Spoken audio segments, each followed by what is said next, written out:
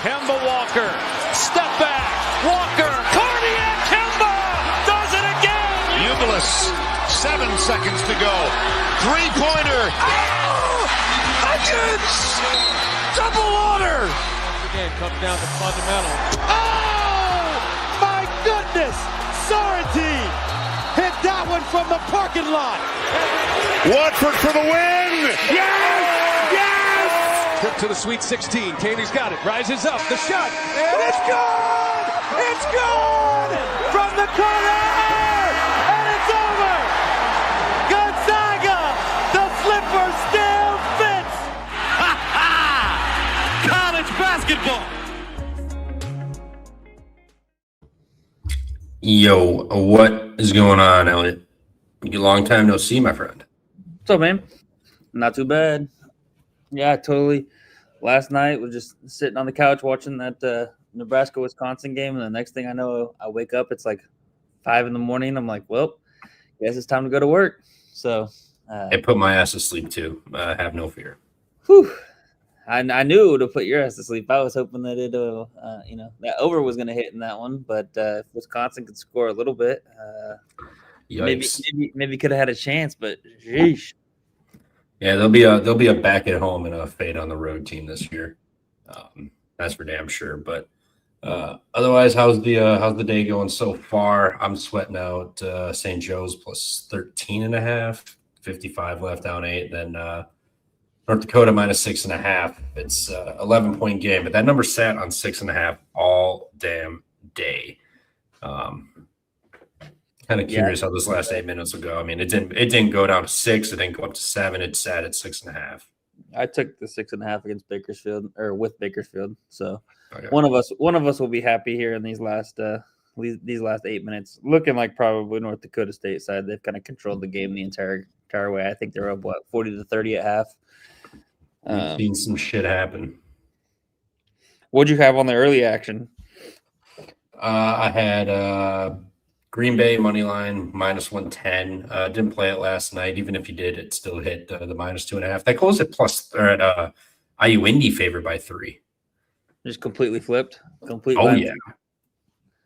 You went up to 3, but I saw the closing line later. I was like, God damn. And you said you had Green Bay minus 2.5. Minus 110. I picked minus 2.5 last night. I didn't bet anything last night. I waited till today. Ended up firing on some stuff. What else was there? Virginia Tech minus 20.5. The refs tried all they could to give Western Carolina that lead. Last shot for Virginia Tech goes in, and then Western Carolina dribbles it off their foot or something to end the game with 22. I was like, holy shit! I was really expecting like a 3-pointer to go down or like an and one foul or something. They came through, and then what else was there? Oh, Iowa, that game, fantastic game. Iowa controlled the first half completely, and then got blitzed. I was getting Purdue vibes watching the start of that second half. I was like, uh-oh, it's 12-0, 14-0 run or whatever. I was like, oh, no, they're going to get run out the gym. But shout out them. They played tough. I had the 5-1 money line on that, and it in my opinion, another ref show. I mean, 18 to was that 8 plus 18 in free throw attempts for Iowa State. They were plus 7 in the turnovers, so Iowa kind of gave the ball away a little bit, but still 4-point game.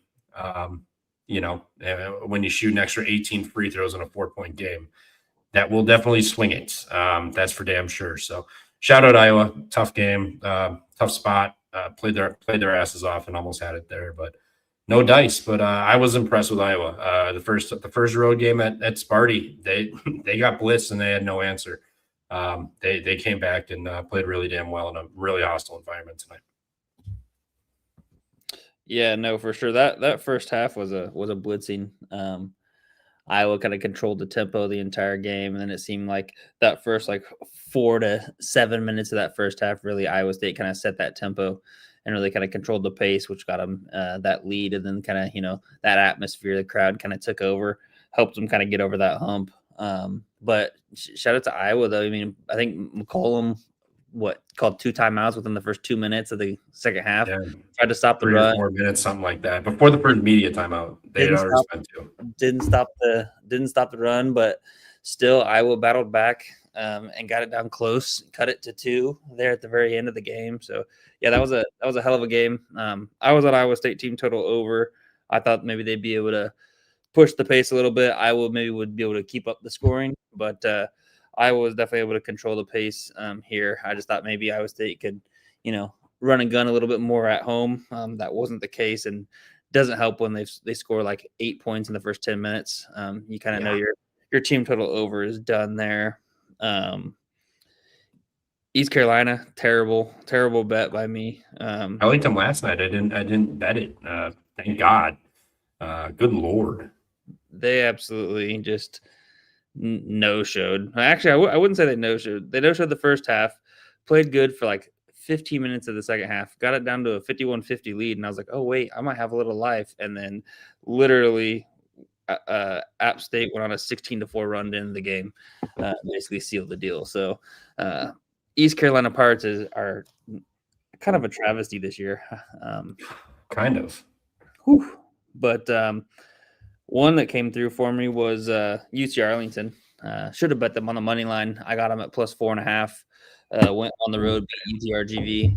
I was kind of staring at that one, thinking that UC Arlington was the better team, but I was a little nervous, just travel spot going all the way out to the Rio Grande Valley for UTA. So I just took the points. Should have just went money line with my gut, but shout out to Arlington, one of my teams to kind of I generally like to back, but I also like UTRGV. But that was a hell of a win, hell of a road win for UTA. Yeah. Also, Wagner escapes Bloomfield in overtime, 95-93.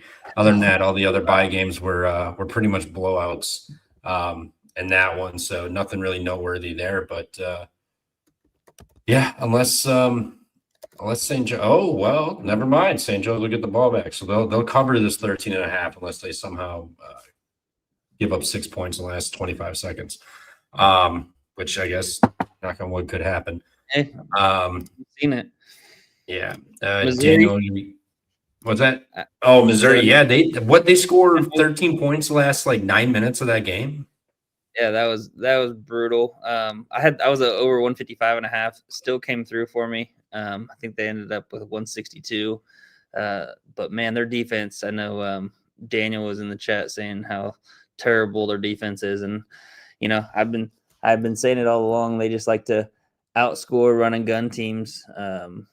But man, that was a little close for comfort if you took or if you had Missouri minus 22.5. I feel sorry. That was never a shot. Ended up escaping by 8, but man, 85-77. Alabama State kind of came up and got up for that game a little bit. Yeah. Cash it, St. Joe's. Lose by 8. Bang. What was the score? Well, it doesn't matter. It was like, 63-71. Perfect. B Customs asking what KenPom is.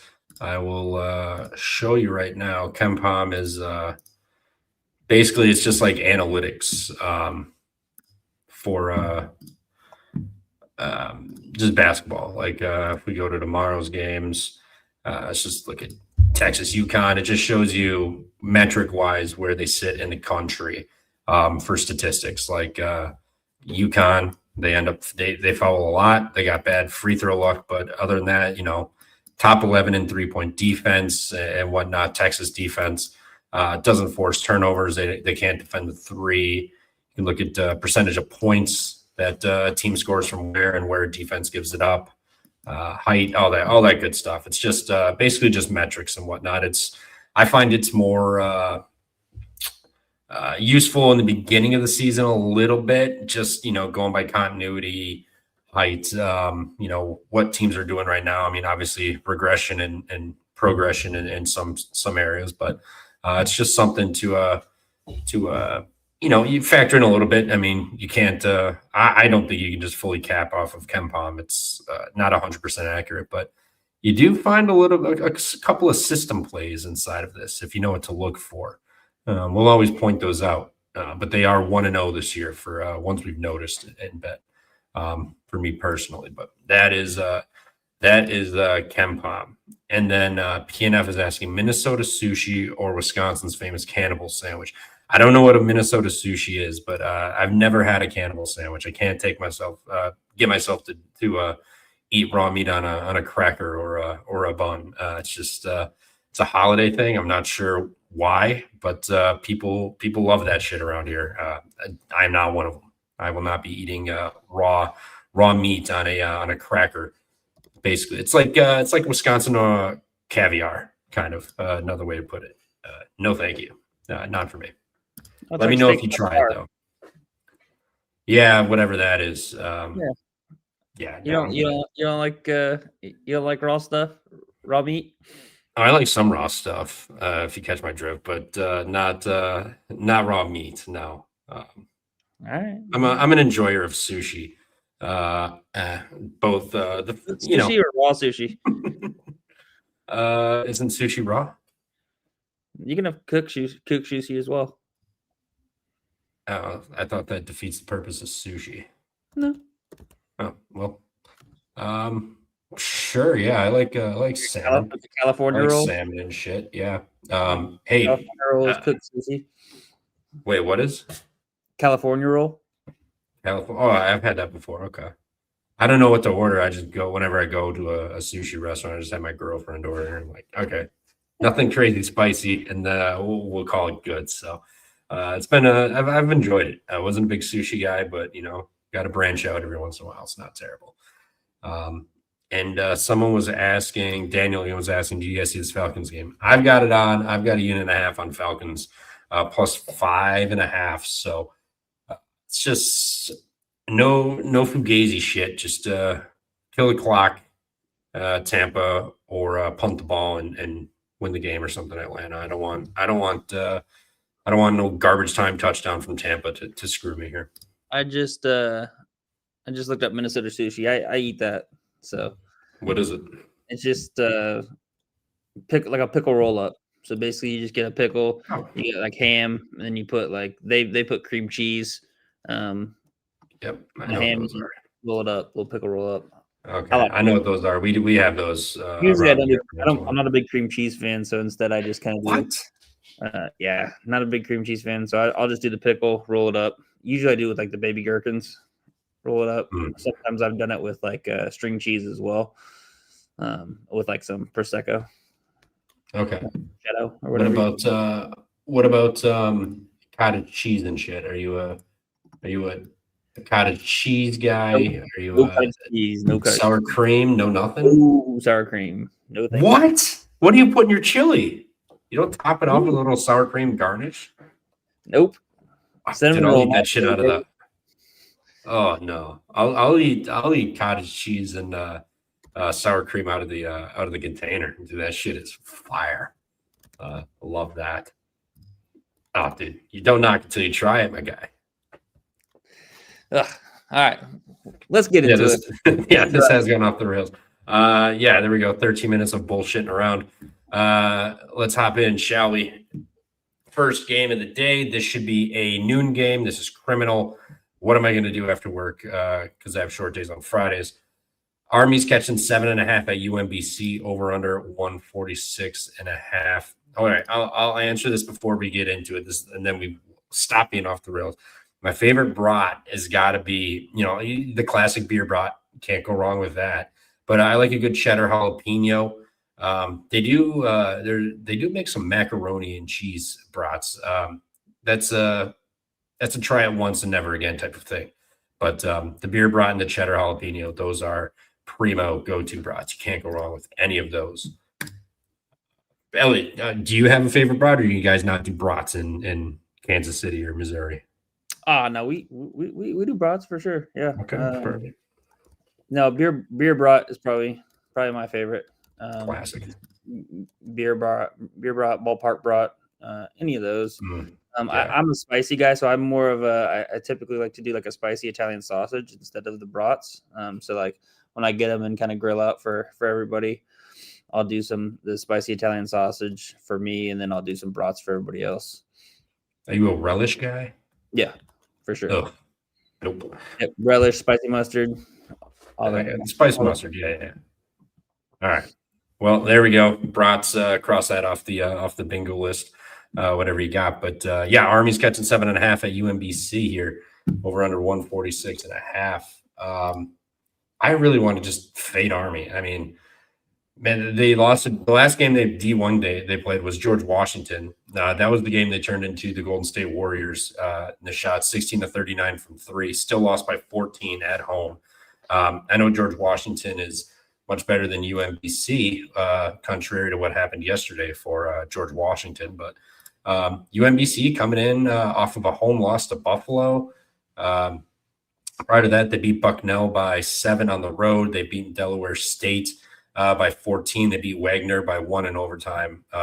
Morgan State was a tight one too. But, as of, recently they've started playing better. 4-point loss to Buffalo. Buffalo's been good.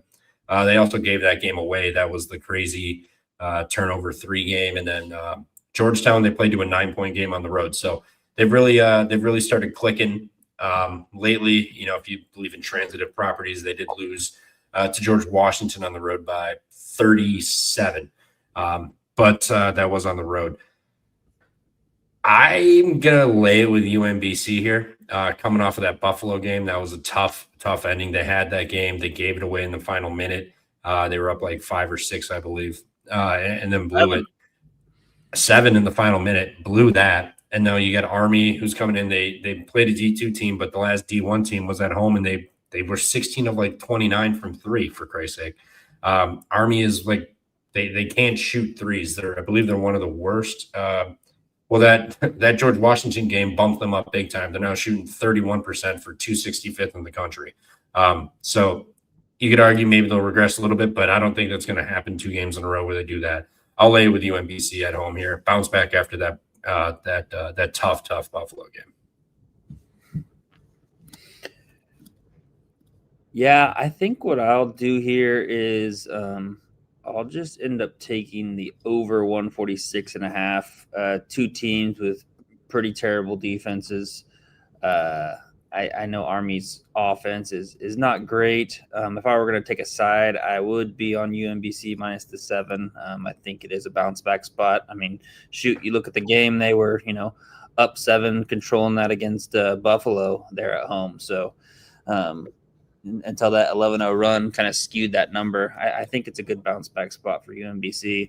I would lay it with the 7 there, but I just think we're going to see some points here in this game. You kind of saw it in that Buffalo game, ended 83-79 for a total 162. I think Army maybe can shoot a little bit from the 3 like we saw in the George Washington game. Don't think they're going to shoot it at that high of a clip, but UMBC does struggle to defend 3. So that's something that Army can kind of maybe utilize and capitalize on. And I think UMBC is just going to kind of get whatever they want on offense. So I'll expect for points here, and I'll be on the over 146.5. This has just come crashing down. Army is now, or UMBC is laying 5.5 now on DK. So if you like UMBC, I don't know, maybe hop in, or if you want to just roll the dice and see if people keep betting Army and betting is down, you can do that. But 5.5, I'd be inclined. I really think UMBC bounces back in this one. Maryland Eastern Shore is catching 7.5. I believe this is a home game against Ncaa. It is. Ncaa is home against Maryland Eastern Shore. That's what you're saying. Oh yeah, that's what I meant to say. It's a Flow Hoops game, so good luck trying to find a stream to watch this. But A&T off of the rivalry loss to Howard. Now you got Maryland Eastern Shore coming in. Eastern Shore lost to East Carolina by 12. If that says anything, American beat them by 18. They lost to Canisius. I mean, this has been rough. They beat Longwood in overtime, then they beat Binghamton. I'm gonna lay it with Ncaa again. Give me the Aggies. I believe it's the Aggies or whatever they are, Bulldogs. Bouncing back after that rough loss at Cameron Indoor to Howard. And you got Eastern Shore coming in here, who's proven they can lose to the worst of the worst in the country here. So I will lay it with A&T to bounce back in this one. Yep. I'll be on A&T here as well. 7.5. That's probably, as high as I would go. I don't feel comfortable really laying double digits with NCAA at all. I do think that they get a good little bounce back win here. I know that Howard game, that was at Cameron Indoor. They lost that game. I was on Howard. Just thought Howard's the better team. But NCAA, I think they can kind of get it rolling here at home. Their last true home game was against Washington Adventist. But before that was South Carolina State. That's their only other D1 home game. They beat them by 23. I think we see a fun crowd there in Greensboro, and I think the Aggies can kind of roll against Maryland Eastern Shore here. Sounds like NCAA all around here. Let's go. Let's get a big win here. This is a big number for NCAA. They're gonna roll them. They're gonna roll them. Speaking of big numbers, Xavier's laying 17.5 at home against Missouri State's over under 147.5. What say you on this one here? Xavier figured it out, or? This has already climbed up a point as well. It's already 18.5. I'm seeing 19.5 on some books. I'll hop in on Xavier here. I think, yes, they figured it out, but this is more of a fade of a Missouri State team that I'm not a fan of. I've kind of faded them all year so far. They just lost by 24 on the road to Tulsa. Now they're going even farther away from home and playing the Xavier team who, had a tough stretch to kind of start the year. Really had some close calls there at the beginning of the year. And then lost a couple games to some solid, talented teams. But here, as of recently, they've kind of started to figure things out. I think that they can roll here against Missouri State. So I'll lay it. It'll be 18.5 for me since I didn't get an opening number of 17.5. But give me X. I think the biggest thing here that I'm looking at is Missouri State can't really defend. Their defense is kind of atrocious. I think Xavier can really attack them from the 3, and I think Trey Carroll, he's going to kind of reap the benefits down low yet again, coming off that 30-point performance against Cincinnati.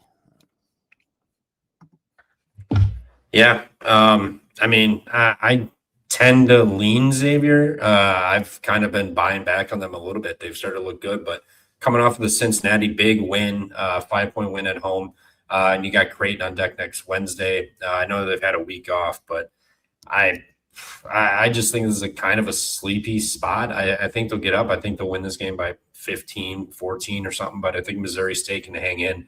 It's not going to be pretty. You're not going to enjoy it. But I just think given the spot, Big East game with Creighton on deck, and you just came off the crosstown shootout or rivalry, whatever they call it. I think it's just a sleepy spot for Xavier.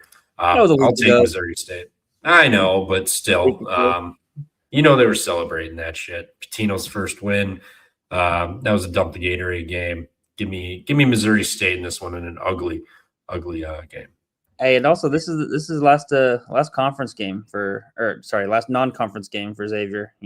That Creighton game at the start of Big East play. So I think they're looking to run up a score one more time on somebody before they get into the gauntlet of the Big East, and I think they struggle a little bit first year with Pitino at home. Yeah, I'm with you. I think Xavier will catch teams, but I think there's definitely going to be some spots where they can just get crushed in that one. But shout out Puzzo, stop the vaping. I'm sorry, man. I got to have a vice in my life. It's what I got. I quit smoking cigarettes at least. So you got to give me some credit for that. Come on, snaps for quitting cigarettes. But the vaping, we'll see on that one. Appreciate you though, Puzzo. Here we go. I got a lock. South Carolina State's catching 15.5 against South Carolina State. Now I know the other day I was like, you know what, South Carolina, they can't catch half on themselves. You said South Carolina is catching 15.5 on South Carolina State. Oh, whoopsie. No. Yeah, if Queens was catching 15.5, this would be a mortgage 401k everything play. But No, Queens is laying the 15.5. Sorry. South Carolina State, I put some faith in them last game with Charleston Southern. They got blown away by 40. I will lay it with Queens here. I know they're coming off of a home win. They put up 107 on Gardner-Webb. But, these teams, they have kind of demolished. Sacred Heart, they won by 15 at home. And Sacred Heart, considerably better than South Carolina State. They just beat Gardner-Webb, who's on paper 5 spots on KenPom better than South Carolina State. But it is kind of a tough scheduling spot because you got this free game coming in here. But you also have Wake Forest on the road on Sunday. So short turnaround to go play that game. Probably looking a little bit ahead, but I cannot take South Carolina State anymore. Maybe this is the spot they keep it close. You're playing Queens. They have a big ACC team on deck in a few days, but I think there's another spot. Queens looks to keep it rolling and be tip-top shape going into that Wake Forest game. Give me Queens laying the 15.5. I can't take South Carolina State anymore. Yep. I will pray for you if anybody takes South Carolina State. This team is hot garbage. I'll lay it with Queens and the big number. We'll see if I bet it. I practically bet every single game today, so probably I will end up betting every single game again tomorrow. I did miss the Green Bay IUPUI game, or IUNB game, I should say. That was a good game. Just because I was still working, kind of forgot that it started at 5 and forgot about that. But the juice might have a little, I don't mind that, a little sneaky overplay. That 130.5 seems pretty low. Hold on, let me double check that. That seems low. I may have 156.5. Okay. If you're finding a 130, like I apparently did, mash that over. At 130.5 is the Maryland Eastern Shore A&T game. Yep. I forgot to change the over under on that one. I was about to say that was like this. Yeah, this is one of those. I was like, dang, because Queens plays pretty fast, and South Carolina State will give up 80 to Queens for sure. So I was like, yeah, they can score 50. But yeah, no, lay it with Queens. No further thoughts. Yeah, I'll lay it with Queens. Tough scheduling spot off of 107 points too, but South Carolina State, if you're going to keep it rolling, this is the team that you do it against. East Tennessee State's laying 2.5 on the road at Austin Peay, over under 143.5. Pretty positive this is a home game at least, but yeah, it's a home game for Peay. Yep, Peay's coming off of back-to-back road losses. You got East Tennessee State coming in here, 8-2, only laying 2.5. I know they're laying points on the road, but Austin Peay doesn't look good. But back-to-back road losses. I mean, the last time that happened, they lost a miss in Tulsa, came back, beat Northern Illinois by 18, and now you got an 8-2 team coming in here laying the low points. I'll take the Governors. Give me Moneyline Mac's former employer with the Governors and the Stolen Valor head coach catching the 2.5. I just saw the coach was on the radio today too, so maybe they get a few extra fans out there, amping it up, trying to get people to come. Maybe they show up, but regardless, I think it's a spot Austin Peay bounces back. I think East Tennessee State is due a loss here, so I'll take the Governors plus 2.5. Yeah, this is kind of I'd say, similar spot to that little bit shorter number, but that Miami of Ohio Asheville game where, we thought it was dead. Asheville came back from the depths of hell and got it done. I'll be on Austin Peay as well. Short little home dog here. I think East Tennessee State, they're a solid program. I love backing them. I've backed them quite often, especially at home. They're kind of a wagon. They have gotten a road win already on the season against North Alabama, which I thought was a hell of a win for them. But, they've lost at Presbyterian already. They didn't look very good against Dayton on the road. So, I think here on the road against Austin Peay. This is a good get up spot for the Governors, and I think that they get it done on the money line. But I'll take the 2.5. I'm seeing 3.5 in some places as well. So shop around. A little juice to the 3.5 is -120, but you can get a flat 3 right now for -110. So shop around, take the points with the Governors. Yep. Also, UMBC is back up to 6.5 now. So there goes the 5.5. Game of the day for the even with the mid-major slate, this is the game of the day. Texas catching 14.5 at UConn. Is this is at Gamble, correct, or is this going to be at? No, they're not going to play at Stores again. This is People's Bank Arena. Yeah, People's Bank, Hartford. Yeah. So, no, People's Bank. I thought they played at Gamble. Or is Gamble the Moody Center is the other one they play in sometimes. Moody's Texas. Sorry, not. I thought it was Gamble. People's Bank. Whatever. All right, maybe they changed. Maybe they probably changed it. There's Gamble Pavilion too. They play in both spots. Interesting. Gamble Pavilion and then People's Bank, whatever they played. What they played UMass Lowell and People's Bank. They played Columbia, New Haven, and Gamble. They played Bryan at People's Bank. East Texas A&M at Gamble. Seems like they People's just go. Bank is a little further away. Seems like they just go. I don't know. Maybe the They bigger just play wherever game. they feel like it. Yeah, this is not in the college city. It's in Hartford. Yeah, interesting. Okay. So I mean, regardless, it's not like they're traveling, 500 miles. This is a stripe out I saw on UConn's Twitter. Also, Falcons money line just hit, so congratulations to you at that. Cash the 5.5 for a unit and a half. Love it. Man, UConn can't cover for shit. They're getting these inflated lines. I know Texas hasn't looked good. I know it's UConn on a Friday night. Should be jumping, but Texas coming in. They just beat Southern. They lost to Virginia. They did beat NC State. 15-point loss to Duke, a 1-point loss to Arizona State, and then a 19-point loss to Virginia. Is this a spot where UConn just drills them and rolls? I mean, they sold last game. We've all heard my rant on that one. But they've been playing actual teams. I mean, BYU, Arizona, then they played Bryant, Illinois, Kansas, East Texas A&M, then Florida. They've gone through the ringer.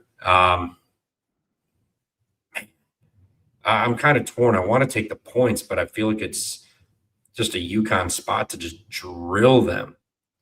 I'll take UConn. I think they're the better team. Early on a Friday night at home. I'm not sure if there's any beer sales deals or not, but Texas defense hasn't looked good. They haven't really played a ton of top competition, any true road games. Also, this is their first actual true road game. They played Duke in Charlotte to open the year, so maybe if you can consider that. But I think UConn just drills them. I'll lay it with UConn again. Getting chalky AF here tomorrow, but dog's been barking. I think now it's time the favorites pivot and start cracking down. What could go wrong? Shout out Dusty Bottoms, 12-unit day. Falcons money line. They finally found a kicker. For now.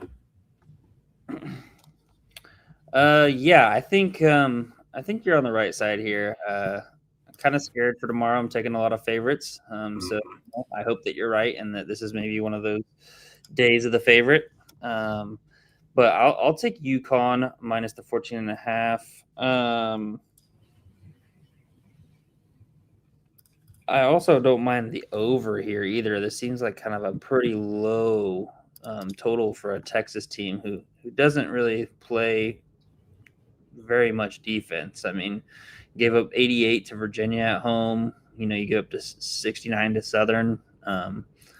So if I'm getting 14.5, you could look at a team total over for UConn possibly. But I think it's a spot where you can just lay it with UConn. I think they run away with it here. Texas, first true road game. They've played the neutrals, and then they had that basically semi-away neutral game against Duke to start the season, but haven't had a true road game. I think UConn rolls here. We'll go horns down, lay the 14.5. Might look at a team total over angle for UConn instead. I think that they can put up a lot of points here and kind of run up the score a little bit against a Texas defense who's a little suspect, I think. So those would be kind of my two angles. And then I know Brandon asking UConn team total. I was trying to figure that out in my head. I'd say it's 81.5, I believe. Sometimes these are listed up on the blue book early. Text, there we go. UConn team total on the blue book 80.5, minus 14 to the over. So 80.5, 79.5, 80.5. I don't mind that team total over for UConn. I think that they'll be able to shoot a lot better, play a little bit better here on the at home. I guess not true home, but still home game. Texas really struggles to defend a three. I think we see a lot of threes go in, solo ball, Caravan, Mullins, and company. So, yeah, I like that team total over angle. And, yeah, Virgil, I was right there with you. The over seems easy, in my opinion, too. I mean, Texas team totals juiced under 64.5. Maybe this is a UConn drill spot where they win like 85, like 70, something like that, or 85, 60 something. I don't know. This might be a drill spot. And it's a low total because they just have no faith in Texas really getting anything going. And UConn just putting the pedal to the metal.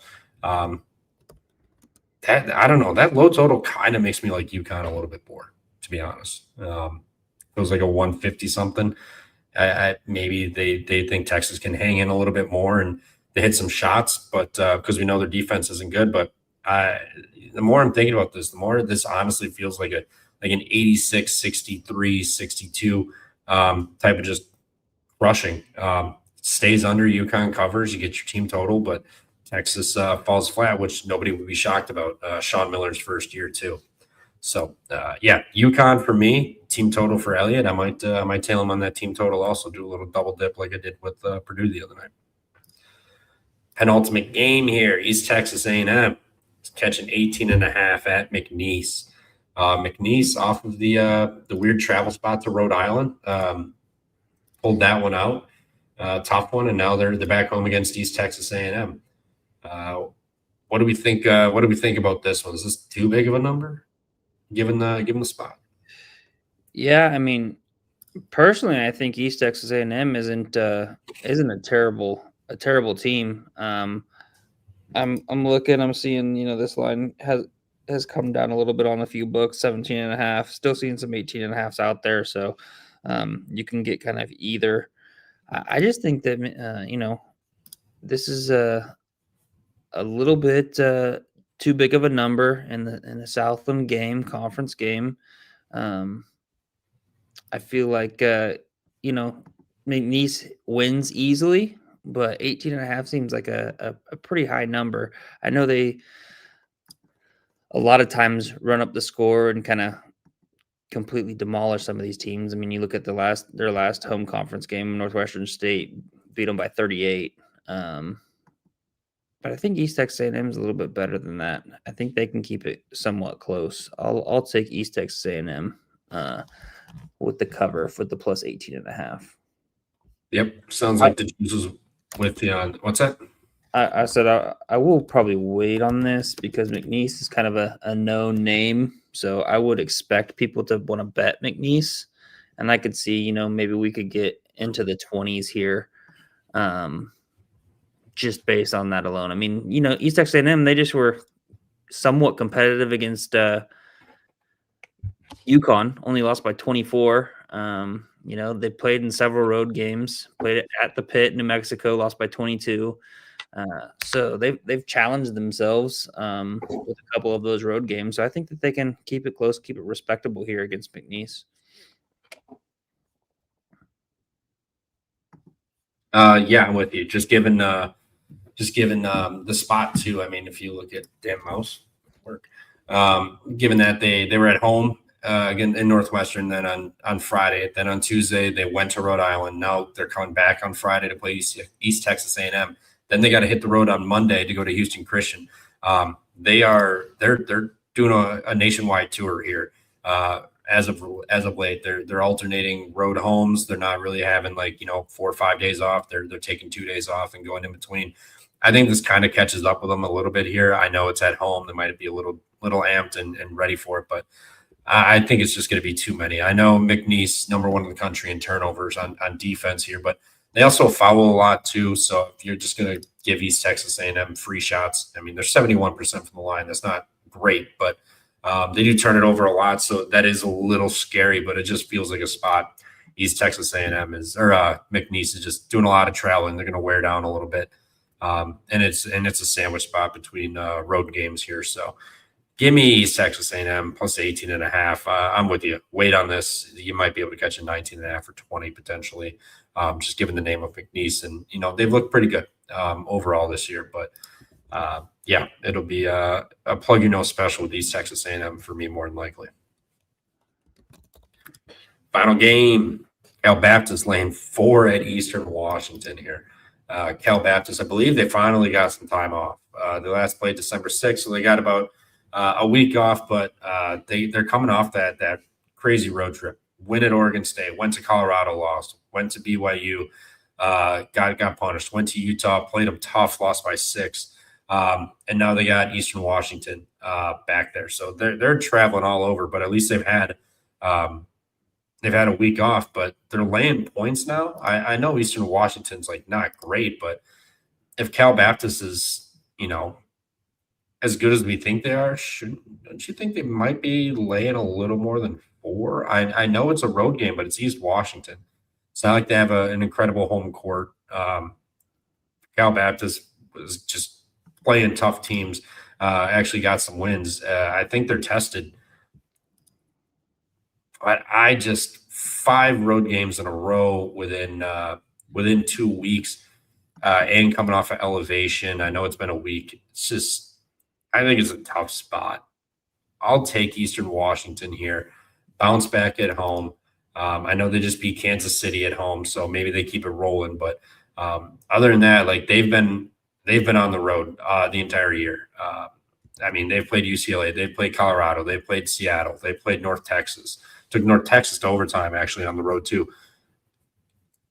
I like Cal Baptist when they catch points. I don't want to lay points with them on the road in their 5th game in 2 weeks. Give me Eastern Washington plus the 4. This is a money line spot too. I think they're going to catch Cal Baptist here, and if I'm wrong, so be it. I just think it's kind of a tough spot, similar to McNeese, for Cal Baptist here.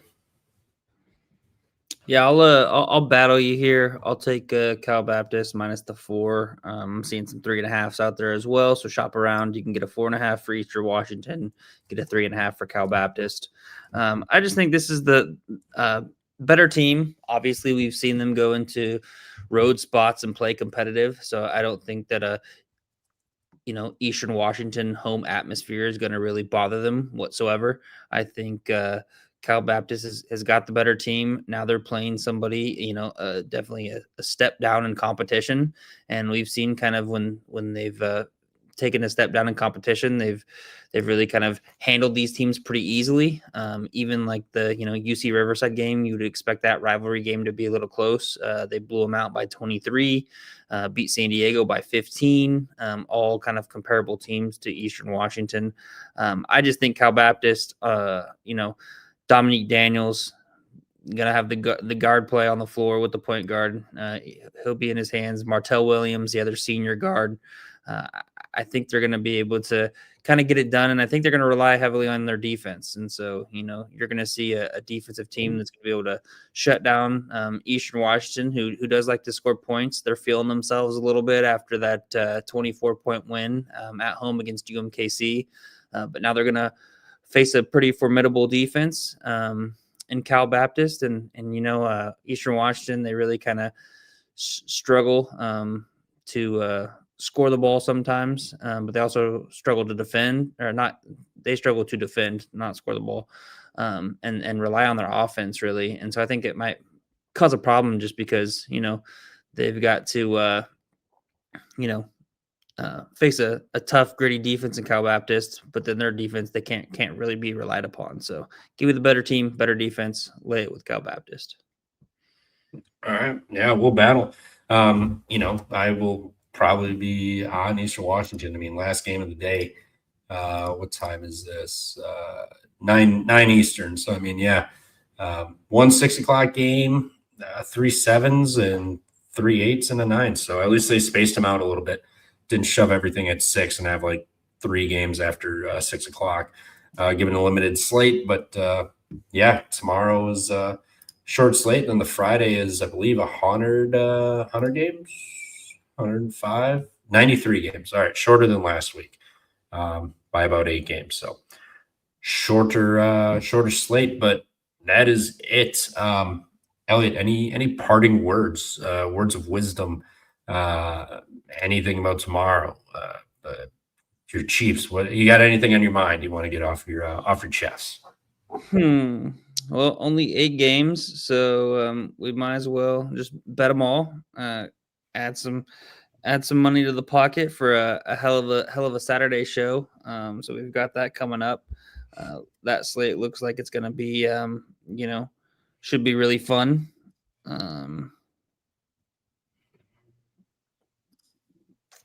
I was looking on Rhythm just a little bit ago. I'll probably end up that I know me and the Juice were talking about it, that low total and that over of that Texas UConn game. The Rhythm loves that over 146.5. So yeah. I'll probably end up on the over 146.5 as well in that game. Maybe do a little double dip in and take UConn team total over, and then the over 146.5. That kind of got a smart signal there in that. So that kind of solidifies me taking that. So shout out to Rhythm, our sponsor.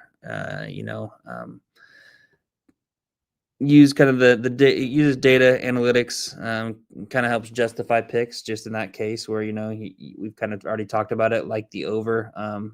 Then you got the data and analytics to back it up, helps me kind of make some decisions and fire on some things.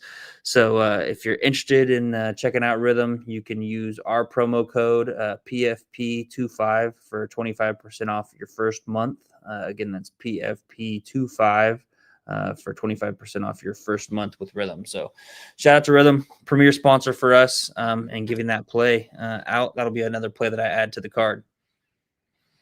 And after it's paid Rhythm, we'll see. It could be profitable, but 18-9 so far on Rhythm plays of the day. And this isn't necessarily a Rhythm play of the day, but I'm not going to fade Rhythm in the system that we have going and the things that we've got building. Yeah, no, it's been cooking. I mean, started the year 2-3, but since then it's been 16-6. So nice run once we got settled in and started agreeing on a lot of these. But yeah, I unfortunately don't have the house model anymore. I created different models, so I'm not catching a signal on that. But my models are loving the Xavier over. If anybody wants that, so I guess you kind of got 2 Rhythm plays out of that. But like you said, I mean, use the code PFP25, 25% off the first month. One winner pays for it easily. It's well worth it. Got everything. NFL, it's got the props for NFL. Golf, when that comes back, I mean, college football, college basketball, NBA, NFL. What is all on here? Golf, WNBA, baseball. They've got it all. Other than like college props, I don't know if they have golf props either, but other than that, they've got props for all the pro sports, and they absolutely cook. Before college started, I was playing some NBA props. 10-0, 10-0 run to start there. I think it finished like 11-3 before college basketball started. So definitely built up the bankroll for the season here. But yeah, that'll do it. Quick and easy show.